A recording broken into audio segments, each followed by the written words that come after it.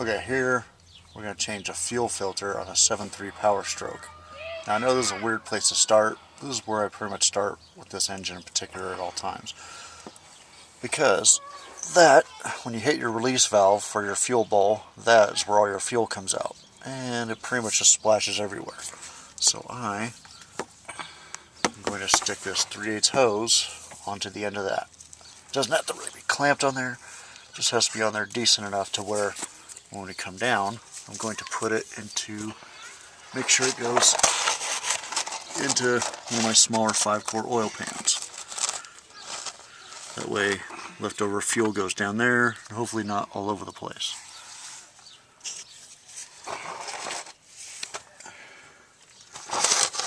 Kind of like that.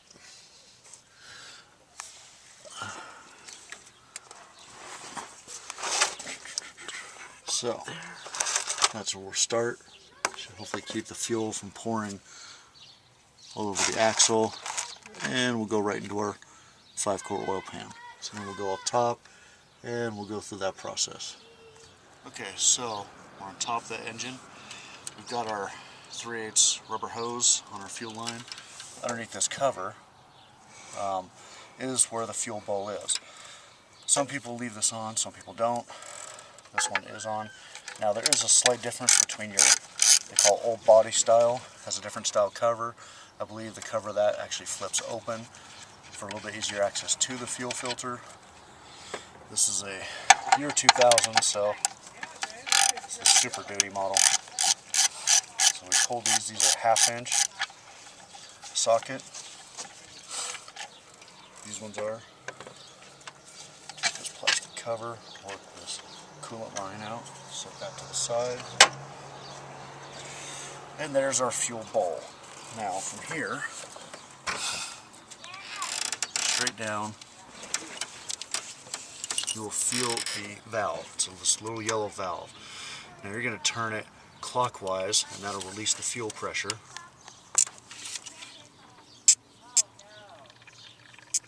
You should be able to hear it going down.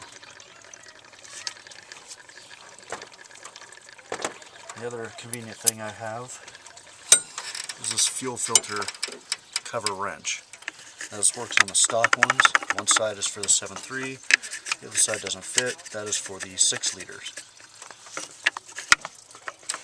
And then possibly the 6.4s, but I don't know. I just know one side is for the 7.3, and it works. So, I'll loosen that up.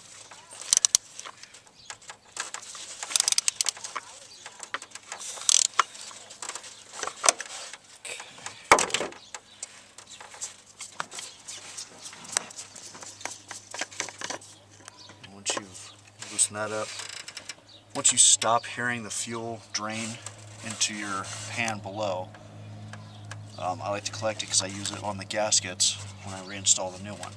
You can close this valve, turning it counterclockwise, close it, make sure it's drained, and then you can grab your pan and actually use the leftover excess fuel for installing your gaskets onto the new unit.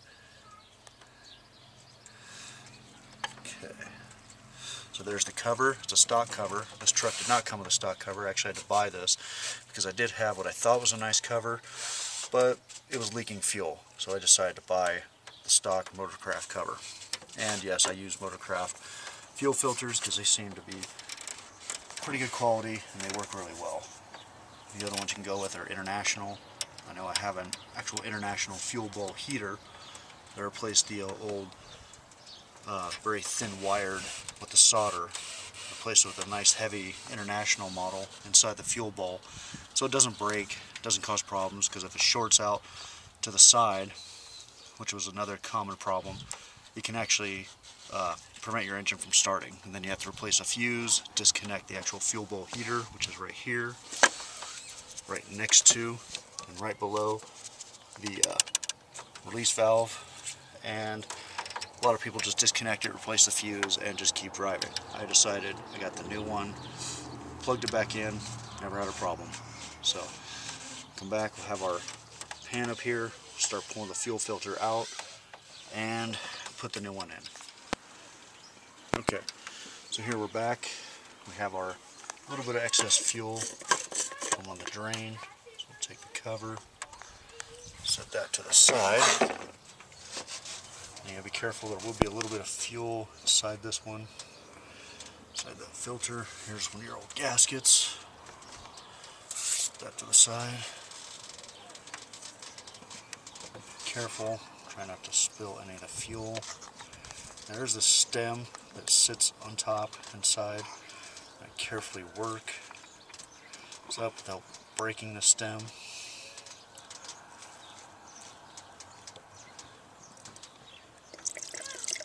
And you can hear the rest of the fuel drain out of the fuel filter itself.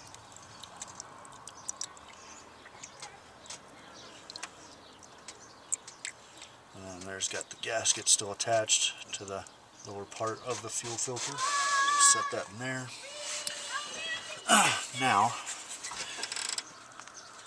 here's what I mean by there's the international style fuel heater.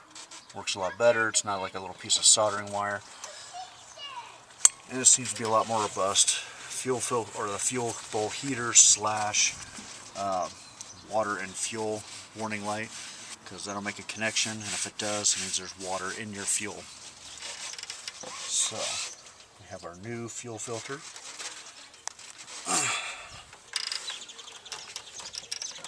Now I know my old fuel filter is not super dirty. I like to replace them at most every 15,000 miles, which is per recommendation by Ford. So we got some diesel fuel on that. O-ring. Install that to our new fuel filter. Then work that on down onto the stem, and just simply gently push it in as best you can. Remember, the stem in the center is only plastic. Try not to beat the whole living crap out of it. Then we have our cover gasket, or O-ring. Get that lubed up a little bit with the diesel fuel. Now, this particular one, it looks like it would go at a different angle, but your beveled side is actually going to be aimed towards the top of your cover. So, down, and simply spinning that closed. Make sure you don't cross through anything. And then take your, clean off your hands here. Take your fuel filter wrench and simply go until it stops. It's only plastic, so it doesn't mean you have to gorilla it in. Just simply go till it will just stop.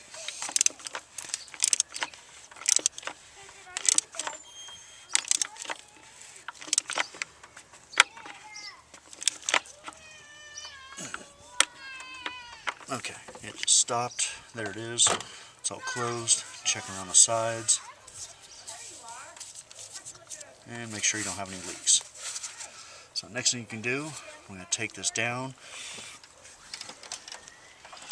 And when we have this cover off, we will start it and show you how to prime it, which requires turn the key about 2-3 times, but for 10 seconds, shut it off, turn again, shut it off, and then the third time, wait 10 seconds, start it. So that will allow the fuel bowl to fill up.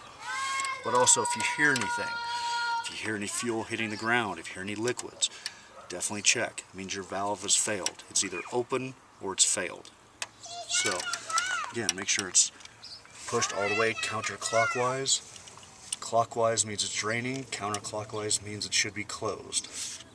Definitely double check that. Yes, I have seen people start their engines with it open. It just dumps fuel straight out onto the ground. It's not a pretty sight. So, okay, so now we're in the vehicle. We're going to rotate to start.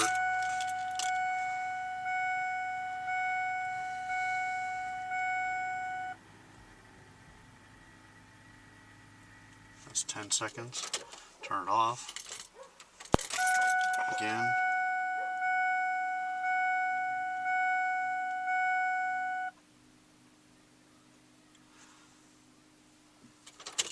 And one last time.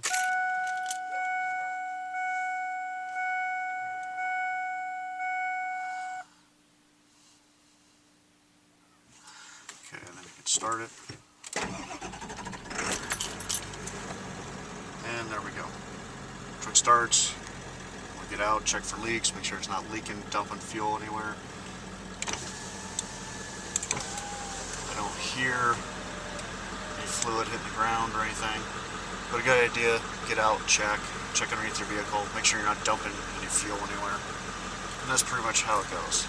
So changing the fuel filter is actually a little bit easier than even changing your own oil. Just make sure you put everything back the way it was. The cover, if you don't want to. You know, some people get rid of the cover, throw it away. Just make sure you don't have any loose bolts, no loose tools underneath. Make sure your fuel filter cover's cap is tight. And then you're good for another 15,000 miles. Like I said, if you got the stock cover, I would recommend just staying with Motorcraft. You got the stock cover, you can use it for the life of the vehicle. If you have one of the filters that came with the cover, you might have to either buy a Motorcraft cover, which is about $15 online. If not, you'd have to go find the exact same fuel filter that you just took off the vehicle, whether it's a Wix or some other brand. So remember, good luck, be safe, have fun.